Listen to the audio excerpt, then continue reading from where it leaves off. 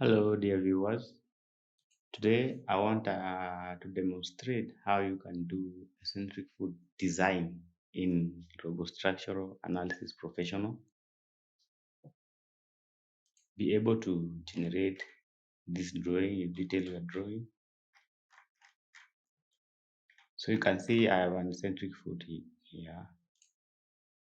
I have another eccentric footing here, and I have a combined footing here. So I will demonstrate how you can design this and generate these calculations report from Autodesk Structural Analysis Professional 2014. So let's start. I have so many. I need to remove this. Remove this.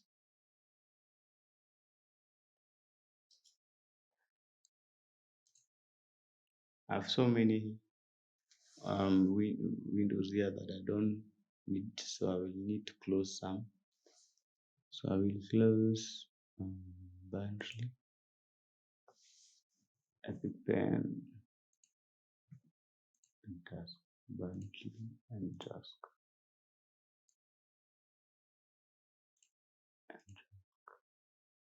Word and task, and then and task.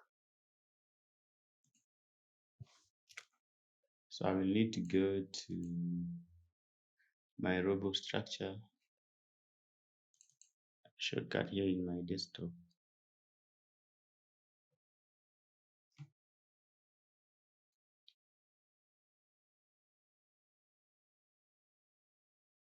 Robo structure will make you be flexible because there are so many types of footings that you cannot design. You can only design with robo structure. So you see this kind of footing here. I have not seen another software that can design for me another this type of footing. You can see the column is right here at the corner's edge, and you can see here also I have this type of footing where I have this type of footing, although it is axial, because this is a high-rise building. I needed to use both top and bottom, both top and bottom. So this one actually is not detailed properly because I need to use both top and bottom. So I need to just select all of these.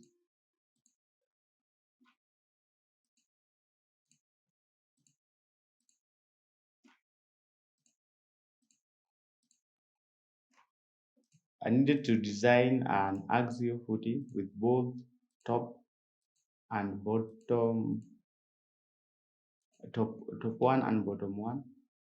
So this one I can just mirror,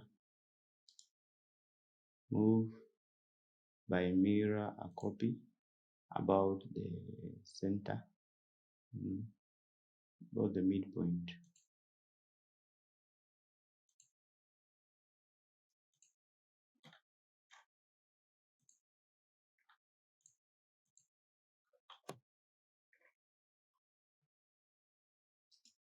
Move by mirror a copy about the midpoint.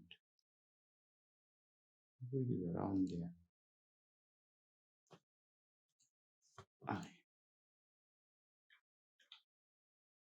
So I will also move this one.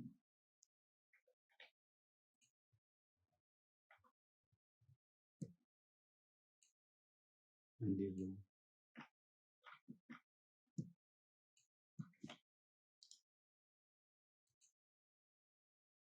Copy about the midpoint. Okay. I needed to design an axial footing with both bottom and top. So you can see I have been able to do that in RoboStructure to minimize this dimension here. So I need both top and bottom. You can only manage that in RoboStructure. So I need to go here. You need to go to more projects. If you can't see these RC elements, it is right here. I'll just pick RC elements.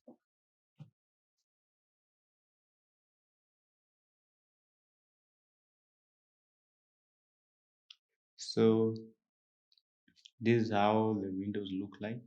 I will need to add new foundation. So you can see this option here. Click it. Okay, you can see this foundation here. So I will need to come and add my details. The first thing I need is to know my load takedown. So after doing my load takedown, so this staircase, this was so critical. I need the load takedown for my load takedown for was about 800. So you find that load from this, which is self-explanatory.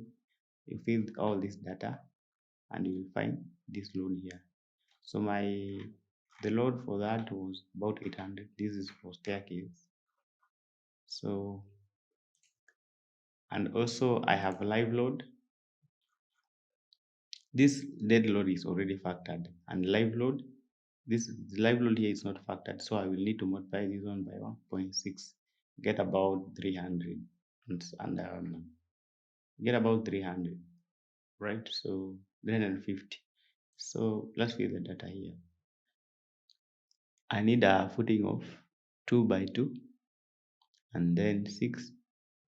So first I will leave this data without, although I need it to be fixed, I will just leave it like that. First design, it's successful. So my column, if my dimension here is based on this one here. So my B is, my B is 0.4, 0.4. Then this one is 0.2.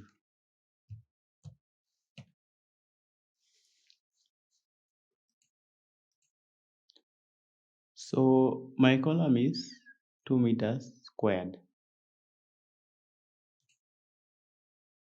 Although I can optimize here and just use a square footing. Let me just do it that way. So for my column to be at the edge at this point, if it is 400, it will be EY will be now EY will be half the span 2 meters divided by 2, that is 1 meter, minus half of this, that is 400 millimeter divided by 2, that 1 millimeter. So 1 meter divided by 200 will be 0.8. So that one will be EY, and you can see it from here, 0.8. And let me apply. So let's view this. No, because you can see this one was A. So an A goes with EX. So it will be now, we'll need to change this one to be EX instead of EY. So my EX is 0.8. My EY is 0, but also I can apply. So it looks like that.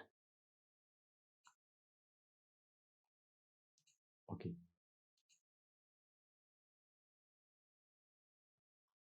If I need it to be like this, at this corner, I can just change here to be 0 point, that is 1/2 of this span. half of 2 meters minus half of this. Now it will be 1 minus 0.1 because this one is 0.2. That will be 0.9.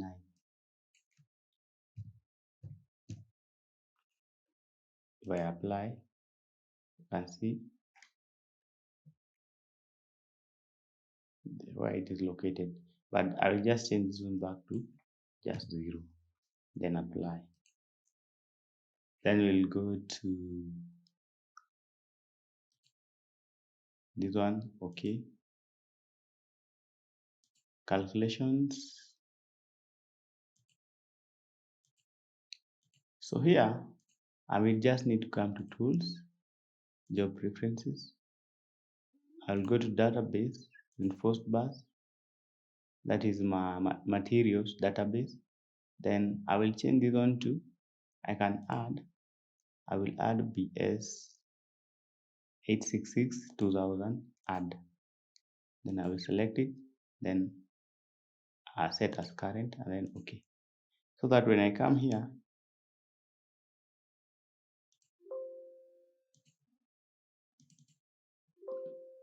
I can go to concrete.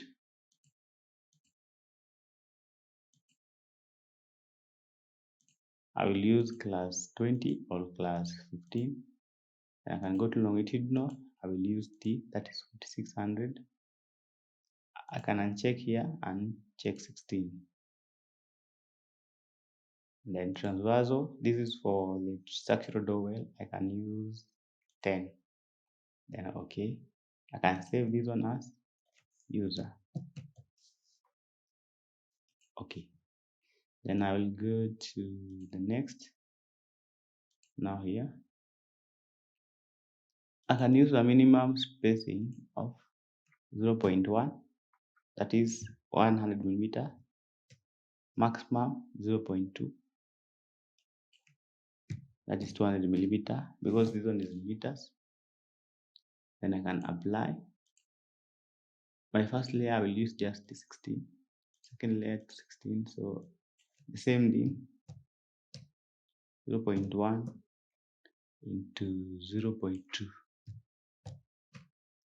and then check here. Then we'll go to advanced. Top reinforcement, yes. So that's how I was able to design this one, where although it is actual, I need top reinforcement so that I can minimize the dimensions, because there's a lot of load coming from this high rise. And also remember there is moments and also load due to wind load, because the wind load is mostly transferred to the base, to the foundation. Okay, so it's like when you're designing a cantilever beam, if there are moments, you will design this foundation as if it was a cantilever beam, so the moments will be transferred to the base. So here I'll use spacing as bottom. My diameter 16, diameter 16. It depends if you have several diameters. I will the first option, this one, or I will pick this one.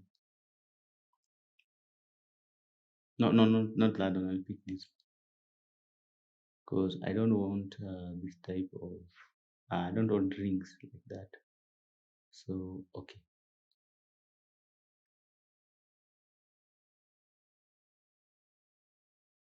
Okay, but it depends if it depends. So I'll go to piers, C10, dowel, diameter auto, then I can save this one as user. Then okay. Then my dimensions I have already added, so I'll go to add the loads. My first load is dead load. It was about 800 from my load takedown. Add my live load. My next load is nature is live load. It was about 300 from the load takedown, and I've demonstrated how you do that in my spreadsheet in my other video. Add my next type of load is wind load. which you will find from the wind load spreadsheets. You convert the dynamic pressure into this load. That is, I got it about 170. So it's the high-rise structure, which will be basically the dynamic pressure multiplied by the height multiplied by the length of the building. You find that pressure acting on the building. Then you can convert it to this axial load from wind load. Then if you have any other type, you can just edit here. Maybe I have this wind load and then I have some moments of about, let's say, 12. So I can add. If you need to change any load, for instance, I need to change the dead load, just move, you can see, using here. Maybe I want to change this one now back to about 750. Then you can modify. If you need to delete, you can just delete, or you need to delete any, if you win, delete. So this one is okay now. We can go now here to soil definition. This one I will just choose calculate and then apply and then close. So I can just go back, change here to be my backfill height to be about 2 meters. Then I will apply, then I will close. Then after that, we can calculate.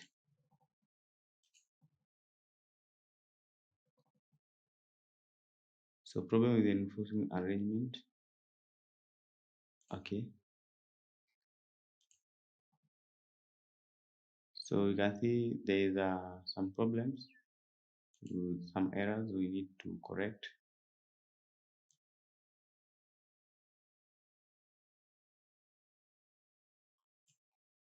To do that, I will just need to go back to my dimensions. So you can see the dimensions here. If I optimize, the dimensions here are too small, that's why. So I need 2 meters by 2 meters by 0 point about 6. Then I will fix this. Now this one must be fixed. Then my EX was 0.8, then fix, then apply. Then I will close.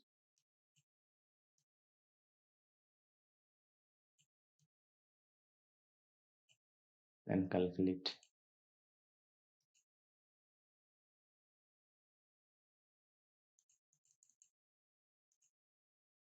So I can go this point. Reinforcement pattern. I can just uncheck this one. Maybe the source of this error. Then okay. Calculate. No.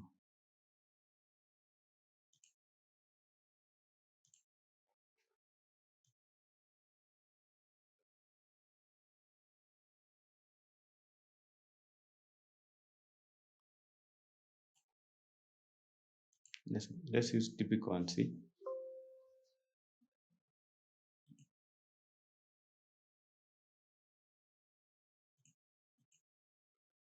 T16, T16, and then bottom,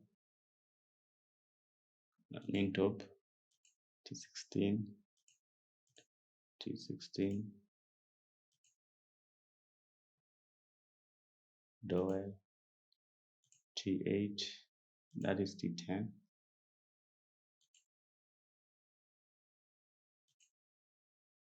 geometry. Then let's see the typical.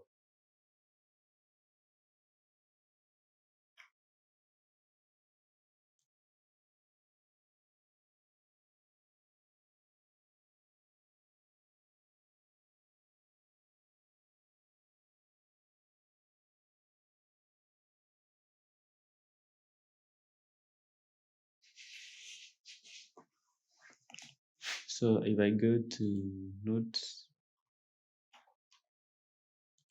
has that solved my problem? So okay, close. So let's go now and do our calculations again. So if I can now view, now you can see my problem has been solved after I clicked on typical. This one here, typical reinforcement, it was able to solve that error of uh, problem in arrangement.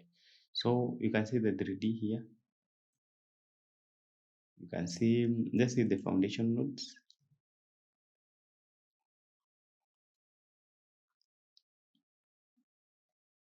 So you can see all the calculations. You can see the loads which I applied and the combination list. So my loads were this one: dead load 715, live load 300. These are factored loads. So that's why I told you, you better be careful with this load takedown, because this n implies that load is factored. But as you can see, this one here is not factored, so you need to multiply by 1.6. So we can generate the calculations by going to results, calculation nodes, then okay, then I'll go to file, then I'll print, then okay. So I will need to save it to desktop, that is new 14, save. So we can open and see our calculations.